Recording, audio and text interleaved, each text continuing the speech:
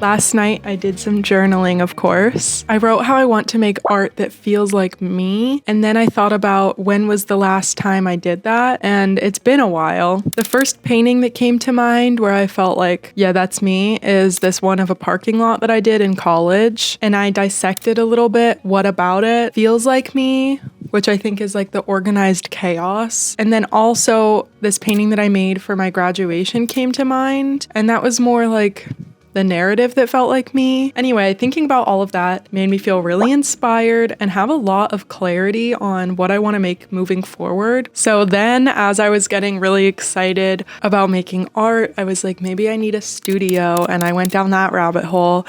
And then I was reminded about how expensive studios are and that I think I can just reconfigure my apartment a little bit. So I just moved in here, and my plan was to make art in the dining room, but I also like the dining room to be really clean. And I feel like part of making art, especially painting, it's hard to set up and clean up every time. It gives a little bit of resistance when I want to sit down and make something. So I think I need a spot where I can leave it a little bit messy, which means I need another desk. My plan is to move my computer desk in here where that dresser is right there. So I'm going to move that dresser to this wall, and then right here where my desk is, that's where I want to get another little table that can be like my painting spot.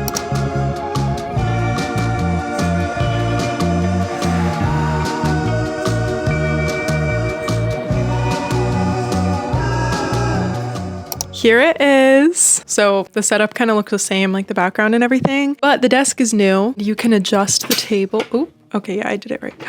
Whoa, I actually haven't tested it with the lamp yet, but it kind of blocks the table from going up all the way. It also has these little drawers. So I put a cutting board and some palette paper in this one. And then this one just has a palette for now. And then there's also some cute compartments. Like you can store pencils here really easily. It actually comes with like this foam piece with a bunch of holes in it so that you can stick the pencils straight down. But I think that the foam looks ugly. And then this side has a little bonus table that I can put stuff on. So right now I just have art books, and I got that little acrylic container recently just because it's easier to like grab my paints, I feel like. I typically paint with the panel or canvas or whatever hanging on the wall, but I didn't want to get paint on the walls, and I don't really have enough wall space to do that. That's why I wanted a table with like an adjustable thing, like an easel. And the reason that I'm getting all prepared to paint is because tomorrow I'm setting up a bandsaw in my parents' garage. I've had the bandsaw for almost a year now, and I've just been too intimidated to set it up, but I have a long weekend, so I put it in my calendar and it's time to make it happen. This is the paper mache prototype. It's not paper mache yet, but this is like the prototype of the stuff that I want to make with my bandsaw, and then paint it, of course, at my super cool new desk.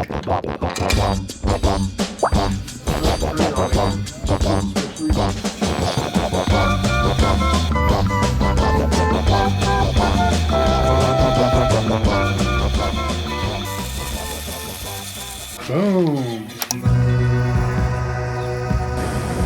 Yeah. Cool.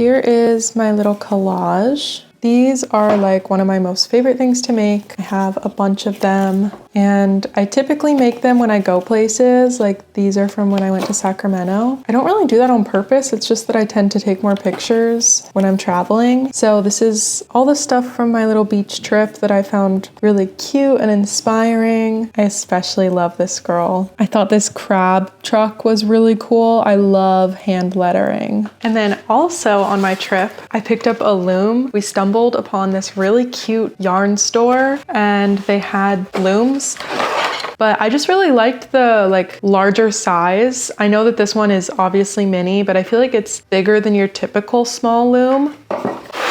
I just found my scissors. I've been looking for these and I've had them in this box. It came with a bunch of yarn and some instructions. It also came with a plastic needle, which I find really annoying to use. The only place near me that I could find a nice needle was Walmart, and this one works a lot better. This is what I've made so far. It's kind of hard to stay motivated to work on this because the colors that they provide are not my favorite, but I'm trying to like put a color in the middle. So to do that, you have to change colors like over here and over here. It's just kind of like a nice crafting, relaxing activity to do, watching TV or something. And I love fiber arts. We are back in my parents' garage so that I can bandsaw. And this house used to be my grandparents' house, and my grandpa was a woodworker, so I'm wearing his apron. But the basement also has like a surplus of really nice wood, so I'm just gonna use it all up until I run out. I'm gonna try not to buy wood until I have to. First though, I have to connect my shop vac to the bandsaw, and I couldn't get any of these tube things to fit, so we're just gonna go with duct tape.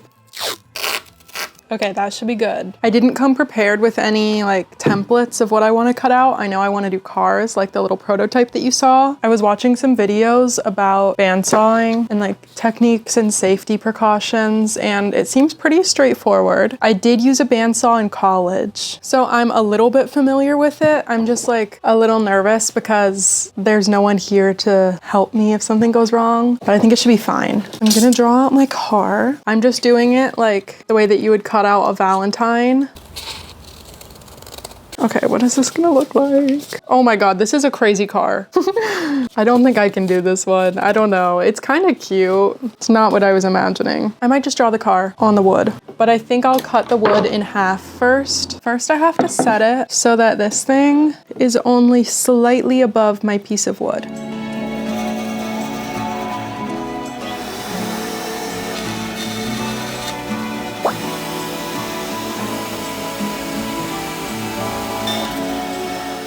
The end of this piece of wood was kind of like warped, had a little water damage, so that's why I cut it off. Yeah, at first I had the up and down thingy set too low, so that's why the wood wasn't going through.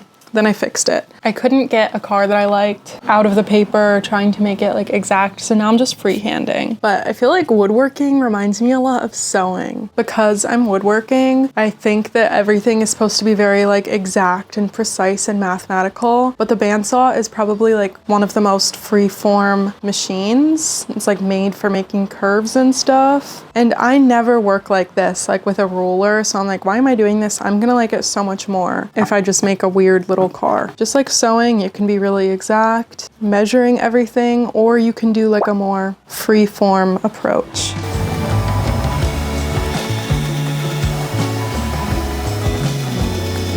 Here is my first car. My goal is to make 3 today. It did take me a little bit longer than I expected, but that was literally like my first time trying out the machine, so I'm sure I'll get faster. I want to try sanding it down a little bit because there's a lot of texture. Can you see that? I did it. I made 3 cars today. Each car got a little bit smaller. This is my first one, second one, third one. I think the little ones will be fun. I thought that they'd be harder to do because you have to get in like the nooks and crannies. And at first I was a little bit scared of the machine, but as I got more comfortable, maybe the smaller ones are easier. I can't wait to keep getting better. I feel like I already got like faster and smoother by the time I did this one. Oh yeah, this is a painting behind me that I found in the garage. I made it in college. I want to hang it up right there.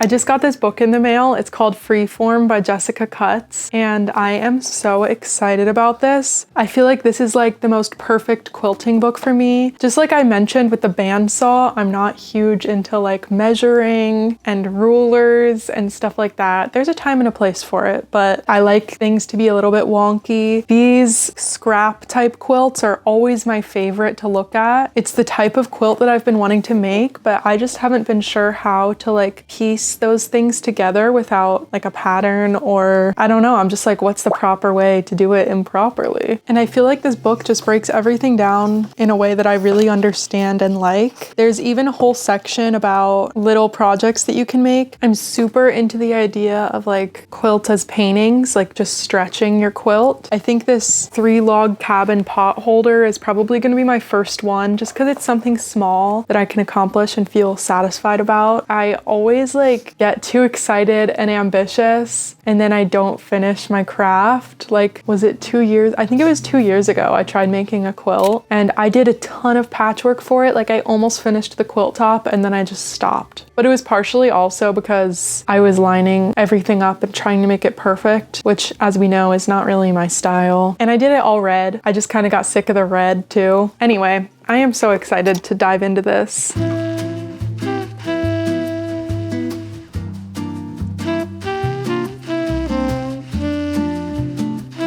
Since I haven't really made a painting in a long time, I want to play around with color a little bit in my sketchbook. And I want it to be like really mindless, like literally just copying colors from this book. So this is called A Dictionary of Color Combinations. I'm just gonna flip around and find ones that I like, but this will just be good inspiration for me, get my hand used to the feeling of painting again. I think I'm gonna start studying these color palettes more. It's the perfect activity for when you're in the mood to create but you don't know where to start, but at the same time you're honing your color mixing skills and you're creating something that you can reference later. And it's just fun and relaxing and it doesn't require too much thinking. I was honestly too lazy to get my white paint out, so I was just using a very light pink instead. But I think the results were actually really nice because it unified all the colors, and sometimes just adding white can make everything a little bit chalky. Plus, this really pushed me out of my comfort zone because I was mixing colors that I never normally think of and then putting them next to colors that I don't normally do. So it was just really cool. I recommend trying this out. It doesn't even have to be from this book. You can just like look at super old paintings and dissect what colors they used, or take colors from a picture of a sunset, something like that.